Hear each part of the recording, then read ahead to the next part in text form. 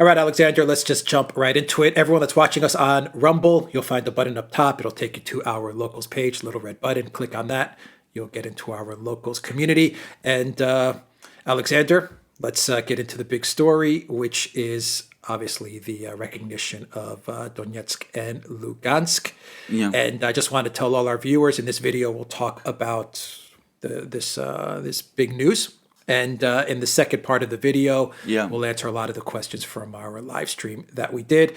And I'll try to get everything up by tonight, Tuesday evening, or Wednesday evening. So just keep a lookout for a two-part video, one with our discussion, the second part going over all of the questions that we had. So Alexander, my first question comment to you is, as we talked about, the mainstream media in the West is doing damage control for Biden. The headline is pretty much across the board is Russia invades Ukraine. Yeah. You know exactly how they're framing this by saying it's an invasion. Well, exactly. Is this an invasion? Well, as a US official, a State Department official, apparently said, there are Russian troops now entering the two republics of the Donbass, the Donetsk and Lugansk People's Republics. And of course, the United States and the Western powers have always been insisting that they have always already been there. Now, of course, Russia has denied it. But if you follow the logic of what the Western powers are saying, then all that has happened is that Russian troops that are present in the Donetsk and Lugansk People's Republics are now there openly, where before they were there covertly. So it's not an invasion. It's nothing like an invasion.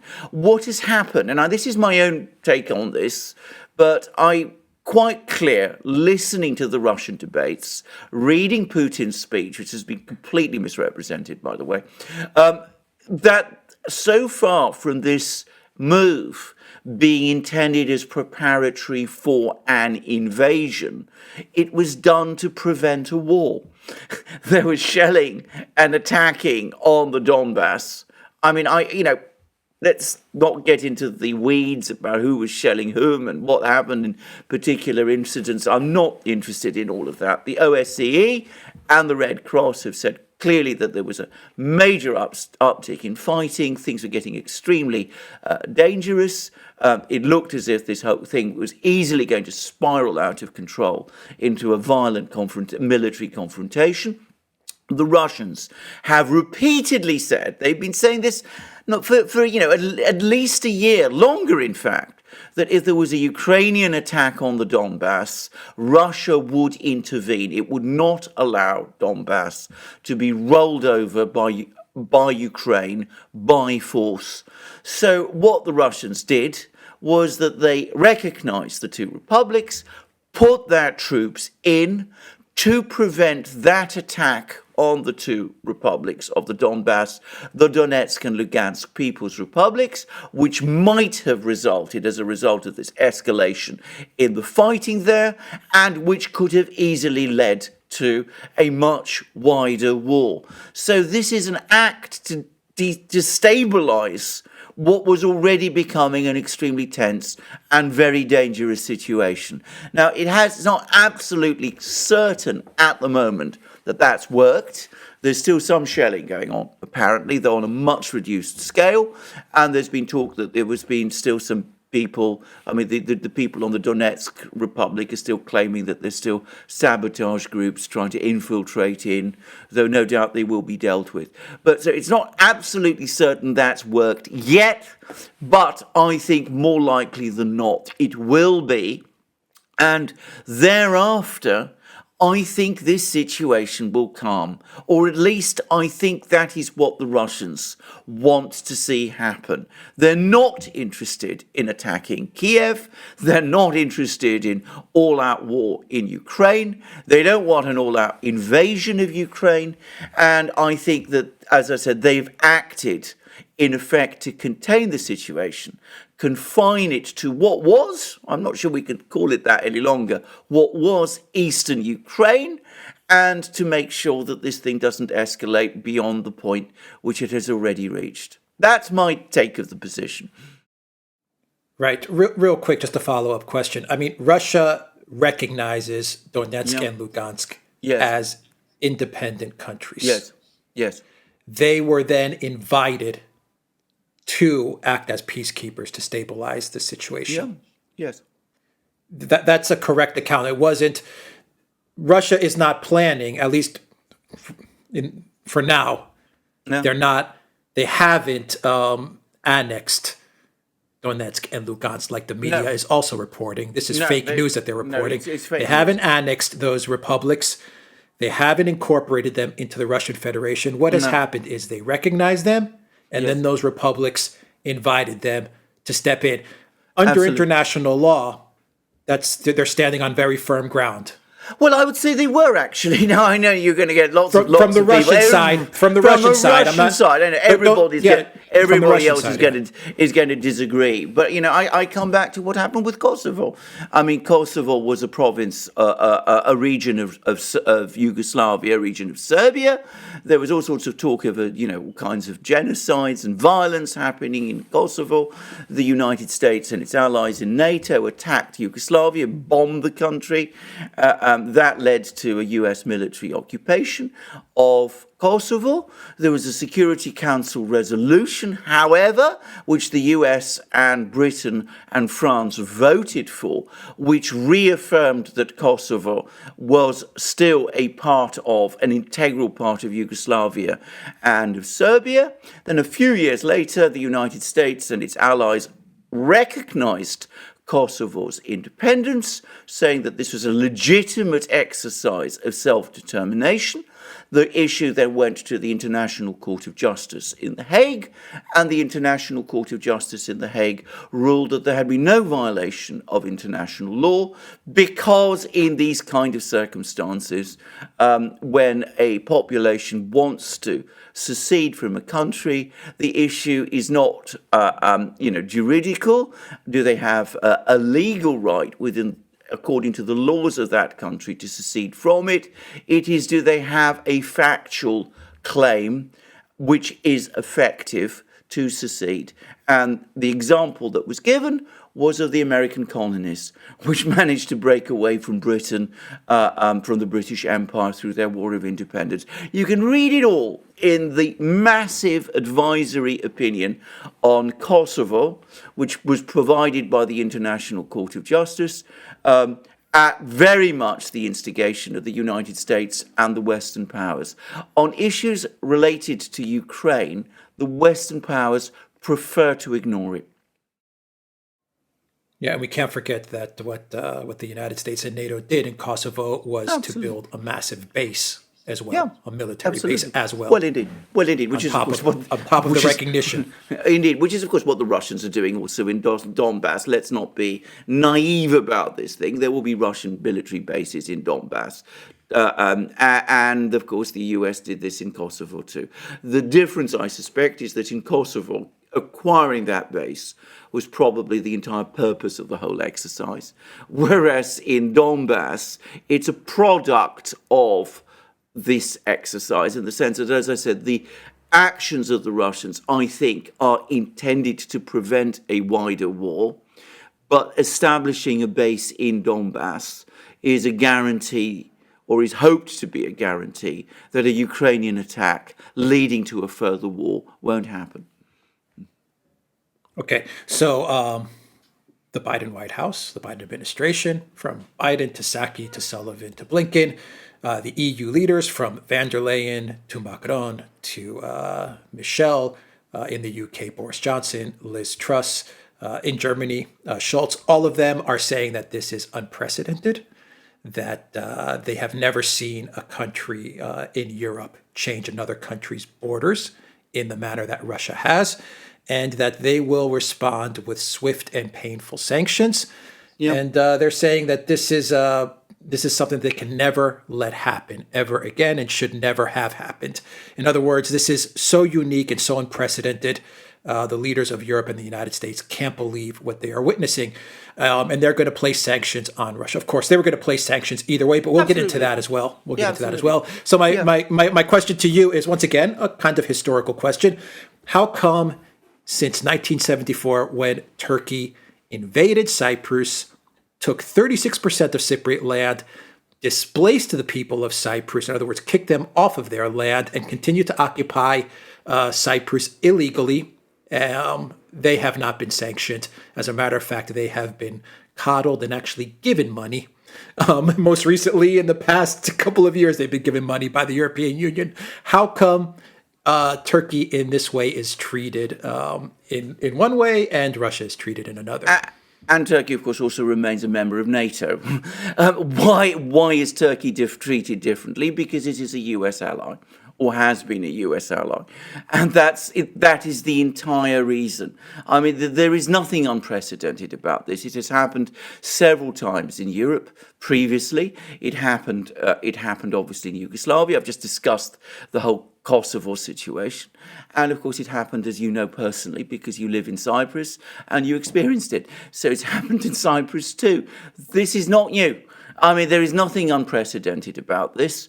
And what the Russians have done is a product, I have to say this, of the fragility of the Ukrainian state, its failure to cohere, and the fact that as a result there's been a progressive breakdown within the Ukrainian state, something that Putin, by the way, discussed at great length in his address yesterday, but which, of course, Western governments simply refuse to stop their ears about. They don't want to consider it. So this is why this has happened. And can I also say it's the product of a total failure of diplomacy, because there was a pathway to peace, which was agreed in February 2015, which is the Minsk Agreement, which could have reunited Ukraine, or at least in theory. But it never did, because Ukraine refused to abide by its terms, and the Western powers allowed it to. So this situation has been created by many actors. First and foremost, I have to say this, by people within Ukraine itself, but also with the involvement of outside powers, including the Western powers. It's not unprecedented. It is a byproduct of the changes, however, of the failure of the Western powers to understand or be responsive to Russian security and national concerns. Yeah. I also just want to say that in the case of Cyprus, it was an invasion by Turkey and an annexation in a way, where in Lugansk and Donetsk, what you have is two breakaway republics in being recognized and then inviting the Russian Federation to come in. So very different scenarios. Another very quick question, then we'll get into Minsk and the sanctions and all of this stuff. In Syria, the Syrian government invited Russia in to take care of IS.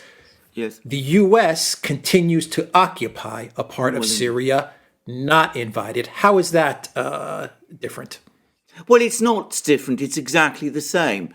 But one of the most pernicious things, and I really have to say that I'm beginning to get really exasperated about this, and I'm sure there's lots of people around the world who are talking about this, is that there's this attempt that the Western powers are making to differentiate Europe, what goes on in Europe, and what goes on there, what happens there, from everywhere else in the world, so that supposedly wars, crises in Europe are unacceptable. They must all follow the logic of, the EU and Brussels and Washington and London and all these places. But, if there's a crisis in, Yemen, or a crisis in Syria, or a crisis in Iraq, well, these are, let's be straightforward about this, these are sort of savage, violent, uncivilized countries, and, one can't compare them with what goes on in the civilized region of Europe. I personally find that extremely condescending. And of course, violence, brutality, cruelty, war are the same in any part of the world. And that, of course, includes Europe. Yeah.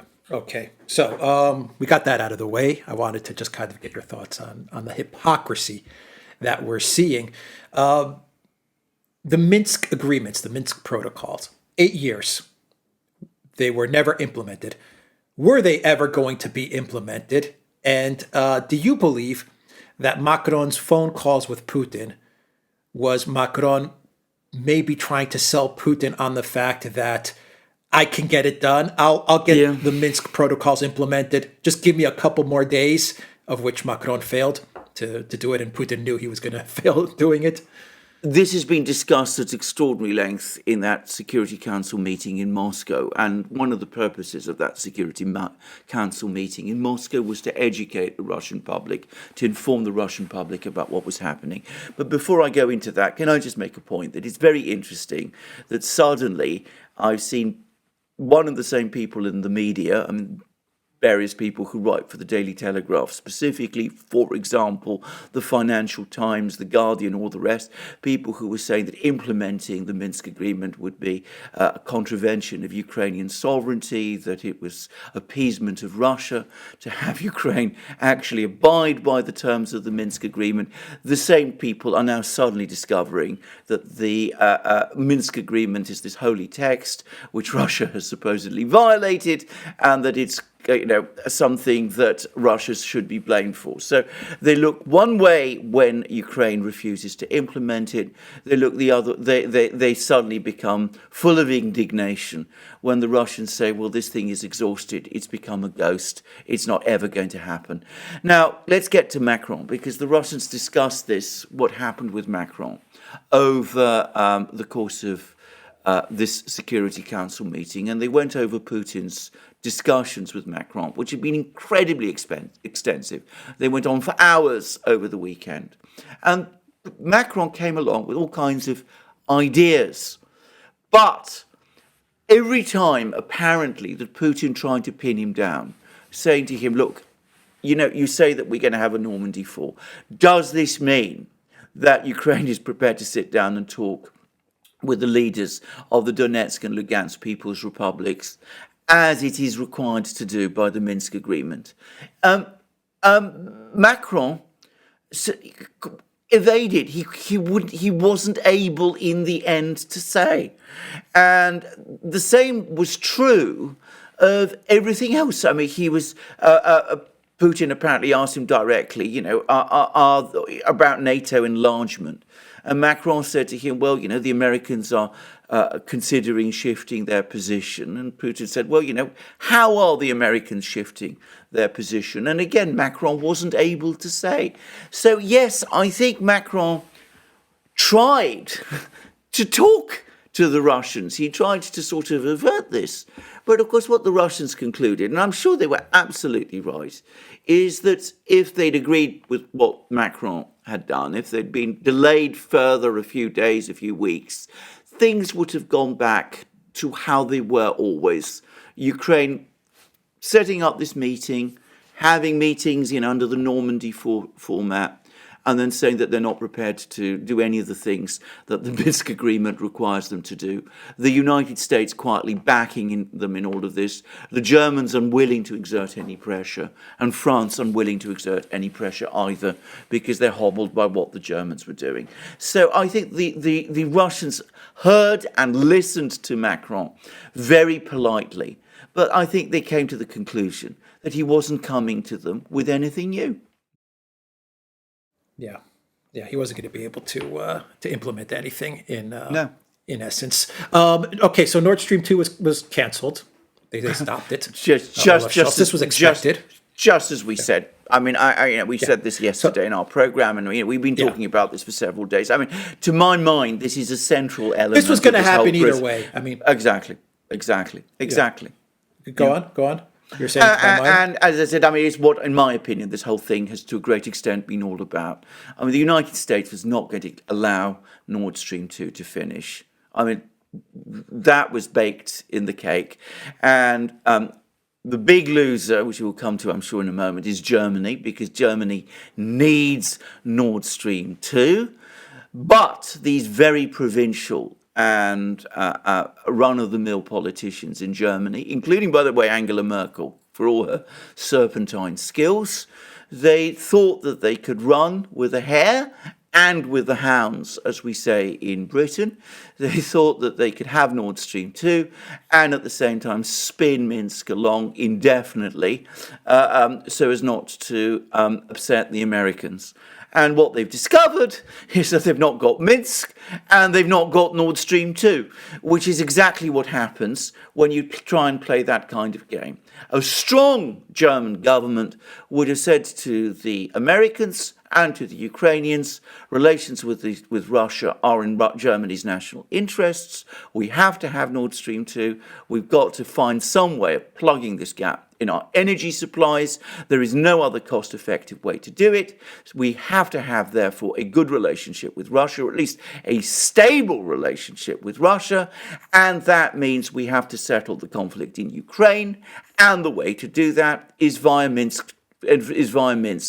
But of course, the Germans weren't prepared to do that. They thought, as I said, that they could play along with both the hare and the hounds, and now, of course, they found that they can't. Right. So just to summarize what the media spin is going to be, the damage control, what it's going to be. It's going to be, you see, Russia really did invade Ukraine. That's going to be the first media lie. Russia invaded Ukraine. Russia never abided by the Minsk Protocol. In other words, they broke the terms of the Minsk Protocol. Yes. And we put our foot down and we said enough is enough, and thus we are canceling Nord Stream 2, which Russia desperately needs. Yes. and that's it. That's going to be the spin, right? That is what they're going to say. I'm going to make a quick observation. Now, of course, we're in a changing situation all the time. But, of course, just go back and read all those headlines and all those comments and claims and assertions that we've been getting over the last couple of months about, the Russian army marching on Kiev, sacking Kiev, rounding up Ukrainians and, having kill lists, all this lurid stuff. If the Russian military remains within the Donbass, the areas of the Donbass, then of course all of that will have been proved wrong. And given that that is what I expect is going to happen, or at least what the Russians, I think, are intending to do, I think we will see, before very long, that it will be proved wrong. So far from it being proved right, it has been proved wrong. There is a massive discordance between what was said the Russians would do and what the Russians have actually done. There is, in fact, such a massive discordance that it's not really possible, it seems to me, to reconcile the two or to argue convincingly outside the sort of media space that this is, in fact, the Russian invasion, which we've been hearing about and waiting for all of this time. So that is the first thing. The second is that, for all the bloviating, for all the windy rhetoric, for all the sanctions which we're about to see, and the word at the moment, and, we'll just have to wait and see what those sanctions are going to amount to, that apparently they're not going to be the full sanctions. I mean, Nord Stream 2 is cancelled, but in all other respects, it doesn't look as if they're going to be the full range of sanctions we've been hearing about. Well, other than that, it seems that Blinken and Lavrov are still intending to meet on Thursday. Now, that may change, but if that is true, then again, that is very inconsistent with some of the rhetoric that we've been hearing over the last few days. Yeah. Okay, so here's a thought that I had today. Nord Stream 2 has been put on ice. Midterm elections are coming in a few months. Biden and the media, they're going to play up Nord Stream 2 because, I think Nord Stream 2 is something that a lot of people, in the West can kind of understand and get a handle on, and they'll play it up like, Biden was the strong guy that canceled it. Trump was the guy that couldn't stop it, but Biden was the guy that could stop it. And they'll play it up, and people they'll fall for the narrative of, Putin really needed the gas to get to Europe, and now we've stopped them, and Biden is a strong man, and he stood up to Putin. So, I mean, that'll be how they spin it. That's fine. I think the Russians know that as well, and they don't have a problem with it. But my question to you is, and one of the thoughts that I had is, given the dynamics of the U.S. political landscape and how it's going to be changing in a matter of months, and come 2024, it'll probably change a lot. Given that you're going to have that going on, given that you're going to have the pipeline, the transit in Ukraine winding down in 2023, 2024 as well. Would it be a fair assessment to say that Germany and the Russians may both be saying, I'm not saying they agreed to this, I'm just saying they may be thinking, you know what, let's put Nord Stream 2 on ice. It's there. Yeah. Let's put it on ice. Let's say we canceled it. But maybe in a year or two or three, as Ukraine's transit winds down, as the U.S. political landscape changes, we can revisit it and reopen it. And as, of course, Germany starts feeling a lot of pain from the cancellation of Nord Stream 2, specifically, not the people. The German government doesn't care about the German people or the EU citizens paying more, the industries, the businesses, as they really start to feel it bite. Maybe they can revisit it in 2023, say. Well, it may be, because I don't think this is going to end in Germany, by the way. I mean, I think this issue is going to now start become a really difficult topic, because, again, if the Russians stop in the Donbass where they are and energy prices start to rise, which they will, can I just say, it's completely neglected, but there's been reports over the last few days that there's practically no gas left in Europe's underground gas storage system. There's practically no gas left. And the liquefied natural gas terminals are absolutely saturated. They can't process anymore. So, we've had a mild winter, and that shows you how precarious the whole situation is. We're now going to have a very difficult summer, and you need gas also, remember, to create fertilizer. You need all kinds of things like that. And then, of course, when we start next winter, which may be a lot colder, we never know, can't be sure, then, of course, things could turn very grim indeed. So I suspect that there will be this issue of Nord Stream 2, reactivating Nord Stream 2, will at some stage be resurrected. I'm not going to give a date on it. I mean, there's a massive head of steam around it at the moment, and we'll just see how it goes and how it turns out. But it's possible. But it would require a German government either under immense pressure within Germany itself, or one that suddenly discovers its courage. And that might only happen if there is indeed a major change in policy and government in the United States as well, which, by the way, is not impossible. I mean, can I just say, coming back to this big issue of the US's geopolitical challenges, the big geopolitical challenge to the US is now the consensus in Washington, except amongst a small group of hardline neocons in the State Department who've been driving this policy, is that the US's great geopolitical challenge now is going to come from China. What is all this doing? Well, we had one Russian pipeline to China a few years ago.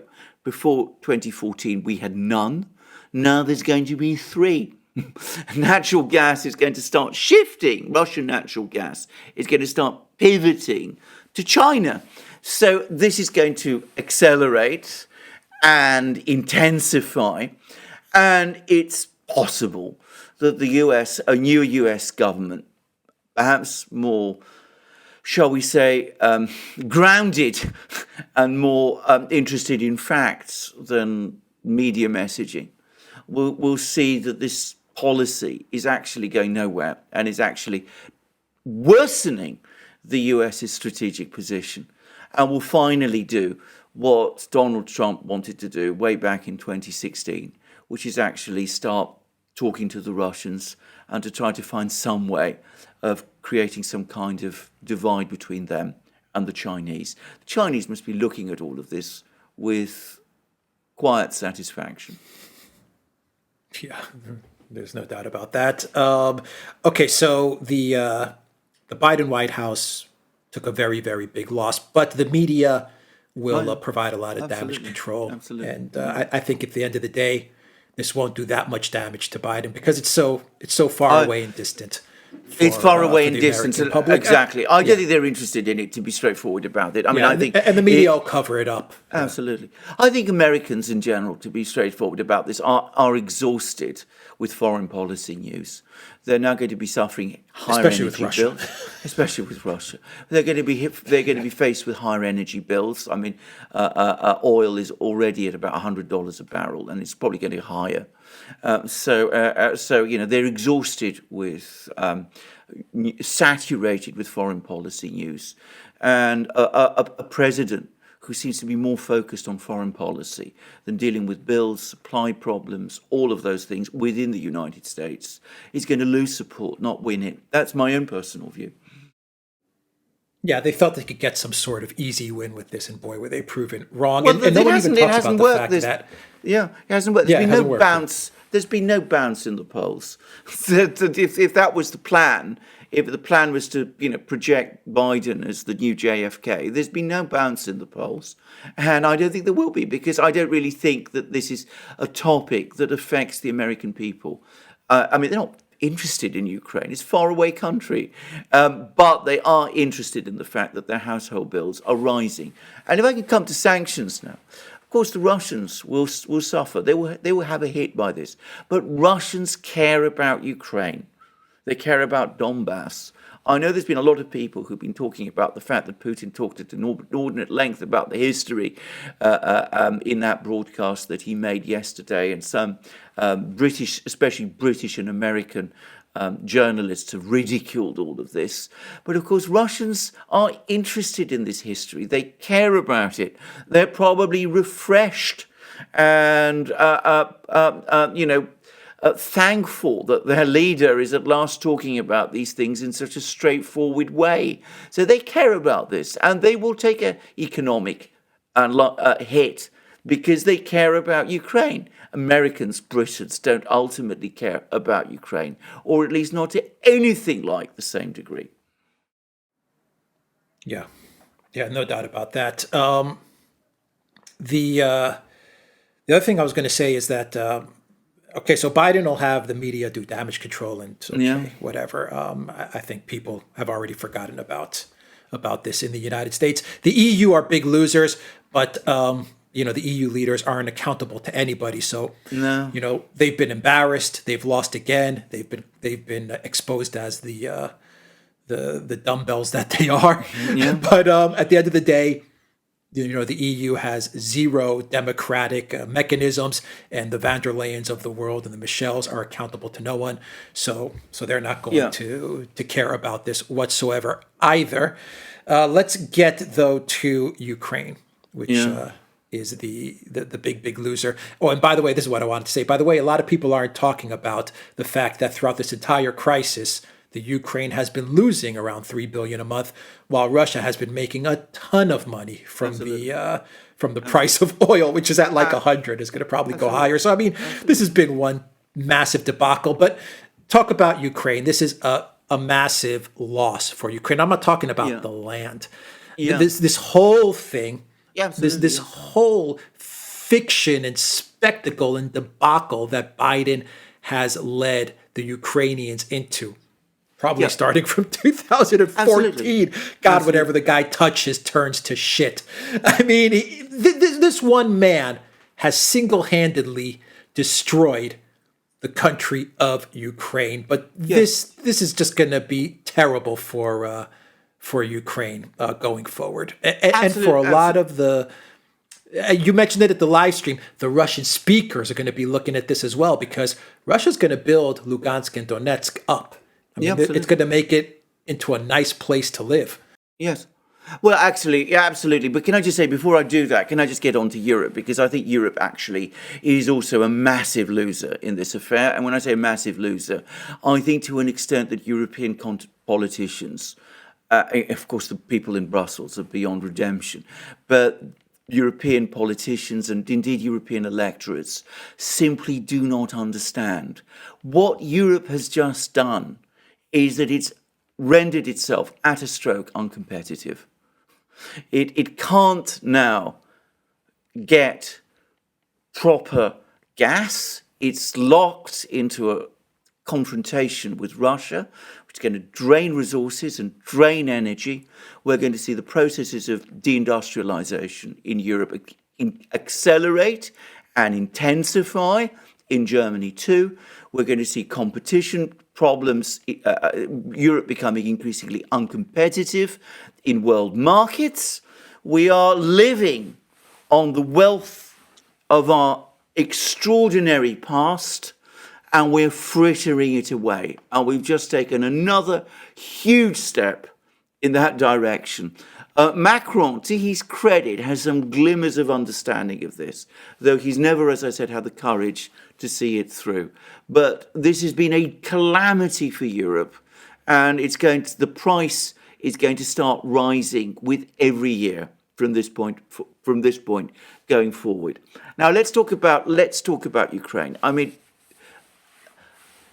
what has happened over the last couple of months may very well have started or have accelerated the disintegration of Ukraine. And I say this with some, I'm not saying this is definitely what's going to happen. I mean, the Americans have been talking about an invasion of Ukraine. The Russians, as I said, have acted in a way that I think is intended to prevent the possibility of escalation of the crisis any further. Let's look at this from a Ukrainian point of view. Let's look at this from the perspective of the families whose sons have been fighting in the Donbass to try and reclaim the Donbass as part of Ukraine's land. I mean, they must know now that's never going to happen. Whatever happens in Russia, whatever economic problems Russia has, Russia's never going to retreat from the position it took yesterday. So that war is now irrefutably lost. All that blood and treasure that Ukraine has expended on it has been for nothing. All those young people who've died, 14,000 of them, so, according to the official figures, have died in effect for nothing. That is going to create enormous bitterness and enormous sorrow. And on top of all of that, it's difficult to see how these events, as well as undermining further what is left of the Ukrainian economy, and Putin again in that speech gave a long litany of the famous industrial plants and design companies that Ukraine had once had when it was part of the Soviet Union, the Antonov Aircraft Design Bureau, the Yuzhnoye rocket facility, the Nikolaev shipyards built by Catherine the Great, all of those things are already essentially in a state of collapse, and the economy is going to go on collapsing even further. And at the same time, Russian speakers in Ukraine now have further reason to believe that if there's a crisis, Russia will stand behind them.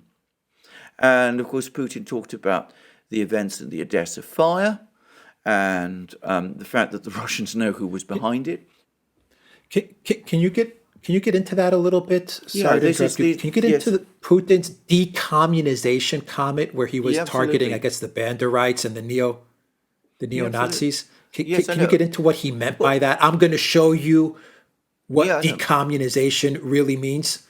Well, indeed, I mean, what these people, I mean, because of course there's been this constant talk in Ukraine about purging and cleansing all elements and aspects of communism from Ukraine. And of course, this is very much the slogan of the far right in Ukraine. It's what Right Sector has been all about. They've been going around Ukraine toppling Lenin statues wherever they've been and doing all those kind of things. And of course, what they won't accept is, and this is the point Putin was trying to make to them, is making to them, has made many times actually, is that Ukraine in its pre-2014 borders is entirely a construct of the Soviet Union. It was the Soviet Union who created these borders. And if you want to talk about decommunization in Ukraine, that means logically are raising those borders too, because they are a product of Soviet power. So that's the point he was making. He said, you want to hold on to that point of the Soviet legacy which suits you, whilst denying all the rest. And that just isn't going to work. It's ultimately only going to create more problems for you, because you're not prepared to accept the present realities, the multi-ethnic realities of Ukraine. And as a result, by insisting on these present borders, but also insisting on a mono-ethnic, monocultural Ukraine, you are in effect engineering the collapse of Ukraine. And I think the danger now is this is going to accelerate, because, to be very clear, this isn't going to improve the internal situation in Ukraine. It's going to get worse, in my opinion. So Russians now understand across Ukraine that if there's a crisis, real crisis, Russia stands behind them. It will look after them. That was something that came across very clearly in the Security Council meeting yesterday. At the same time, Ukrainian nationalists, seeing every part of their project gradually disintegrate, are going to become even more hostile, one would assume, towards Russian speakers. And as Ukraine continues to spiral downwards, it's very easy to see how these tensions could start to bubble and blow over and become increasingly severe. So this is nowhere near ended. The Russians maybe have succeeded in containing this problem to the Donbass this time. But be under no illusions, in 4, 5, 6 years' time, it's all going to come back. It's all going to come back with renewed force. And of course, by that point, Russia will be even less integrated into the global economy, the Western part of the global economy. It will have even more freedom of action. It will be militarily stronger than it is today. And the Europeans will, of course, be weaker. So that's where all this is heading. And looking at Ukraine's future, one has to say the prospects are grim. Can you just touch upon that real quick from an economic standpoint? The EU gave them like €1 billion, which is not going to do anything. As I said previously, they lost like €3 billion a month from this. They have a court case in London as well that's pending. I know. Well, we'll see what happens with that. It could hurt them. I wouldn't put too much into that. But the other thing I was going to say is, of course, after all the windy rhetoric coming from Washington, the EU came up with €1 billion, which at least is money. The US has only offered $1 billion worth of loan guarantees. It's not actually giving Ukraine money. It's just giving loan guarantees. They did that, by the way, the same thing in 2014. The US isn't really helping Ukraine financially.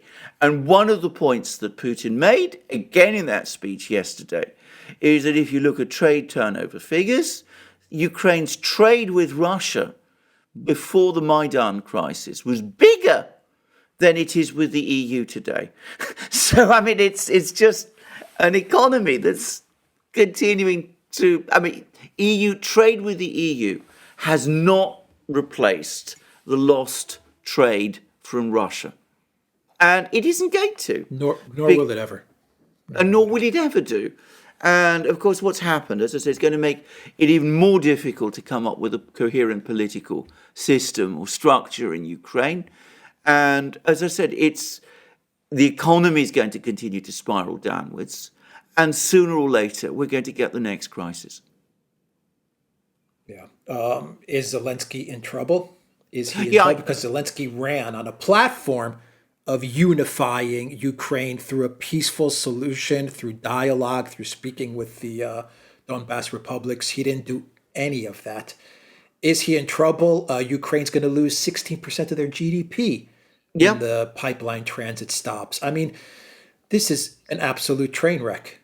It is a train wreck. And the U.S. and NATO have pulled out as well. The U.S., they pulled out their offices and their embassies. I know.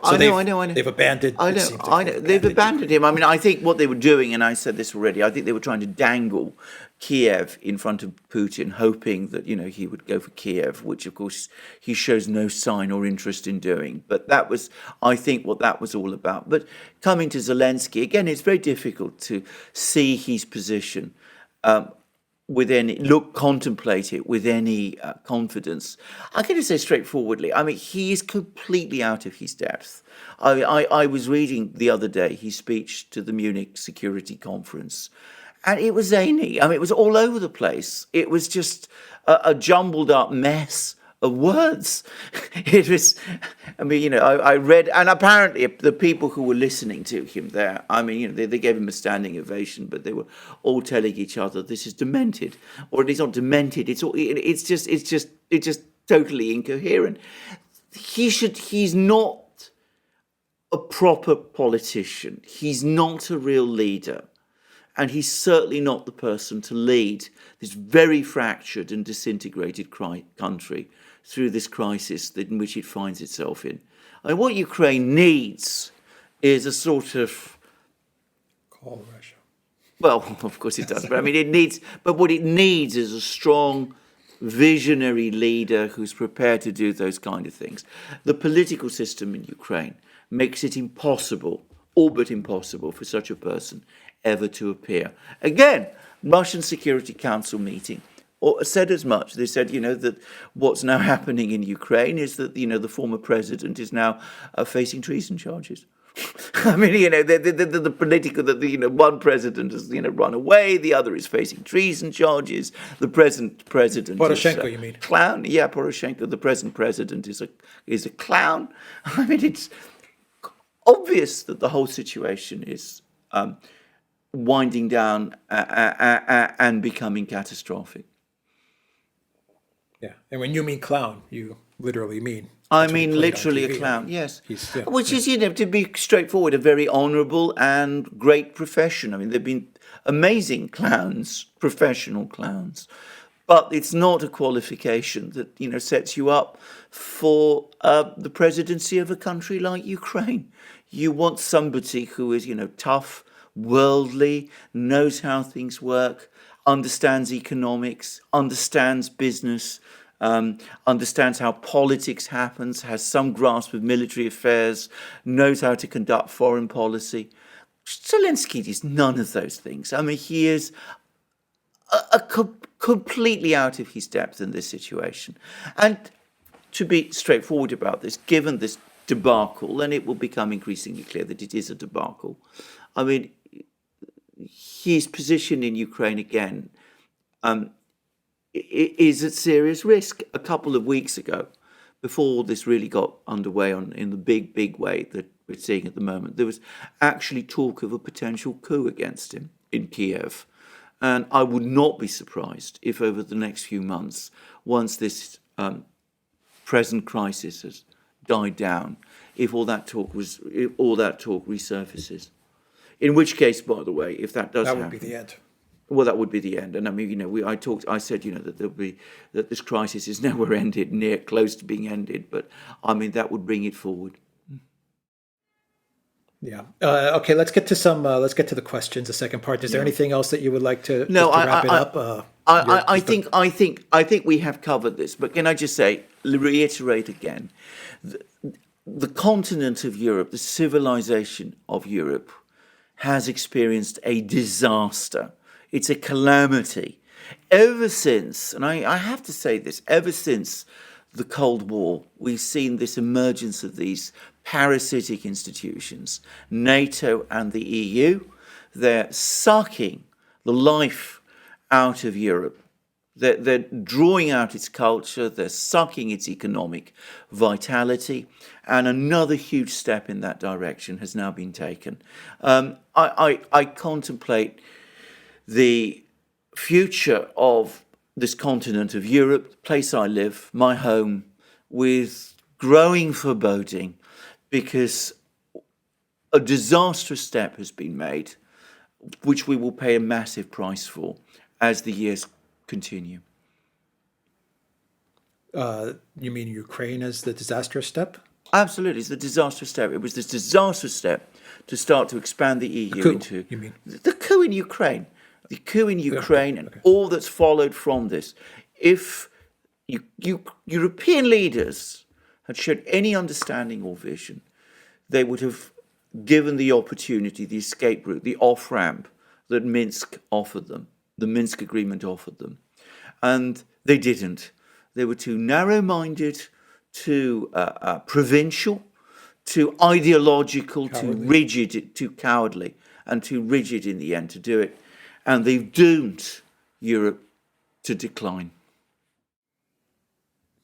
All right. Well said. Okay, let's do some questions, and let's just get through. We've got a lot of questions. Let's get through them one by one.